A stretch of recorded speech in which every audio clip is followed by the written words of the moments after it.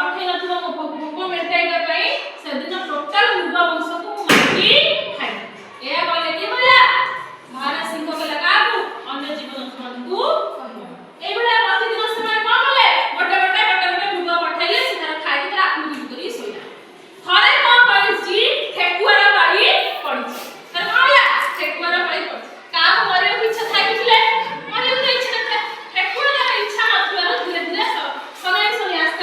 आस्ते चिंता करी जाऊ तो सबुदिन मृत्यु मारे से मु आदि ओले किछि चिंता करबी जा फल रे सिंह को सेंचुरी मु पके के चिंता करी जा धीरे धीरे करी जा देखियो बाटर रे कोन अछि कुओटे कुपटे कुप को जतबे चाहिला से कुप मध्य तार प्रतिबिंब को देखिला तार छाईटा को देखिला सेउटु से चिंता कला एटा भलो उपाय मुंड को जोटिला एई उपाय को लक्ष्य करी से सिंह को कोन करबी ताकू सही बुद्धि रे पके के ताकू मार एमती चिंता करी कोन होला धीरे धीरे सिंह निकट को गला सिंह देखिले जे सकाळ खाइला कथा संध्या आइला सिंह जेते ठेकुआ को लास्ट संध्या मोर देखिछि ता गांग पूरा पंचम सिएटा आखी लाल करी दांतु रगड़ी की पूरा सिंह का ठेकुआ को अनै से कहला तू एक रे छोटे जीवटे ठेकुआटे मो भोकर कोठी कोना तू मेंटेन सेते पुनी एते लेट करके आसुछु आस तते जल्दी खाइ मृग को बोला महाराज मोर किछ दोष नै कि मोर जो सहजाति आपण कथि पठै जंदी ताकर मध्य किछ दोष नै कोन हेइ छै एक्चुअली घटना के सुनतु तापर मो ऊपर राखी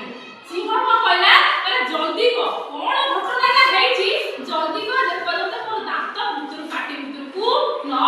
जाय कोन घटना हेइ छी ते ठेकुआ कोन कहला ना महाराज मु छोटटे थिली बोली मो सहजात माने मो सहित चारटी मृग को पठै दिली बुझला चारटी मृग को पठै दिली हठात कोन होई छी अन्य मुखर सिंह आसिला कहला अरे मृग माने कुआडे जाउ छ आमे कहलु महाराज सिंह हासुर को पाख को जा से सिंहटी कहला मु होचे बनर राजा मोठर आउ के हासुर को अछि तमे इष्ट देवता को स्मरण कर सेठु कोन कला से माने को बुझै सुझै से चार जण को ताका पाख रखि देला मते पठैला तुम महाराज किए जे मोठर बलवान ताकु नै की आस सेउठ पाई मोर लेट हे गला महाराज आपण निर्देश हले आपण मो सहित चलंतु से सिंह पाख को जा सेउठ से कोन कहला मृगटी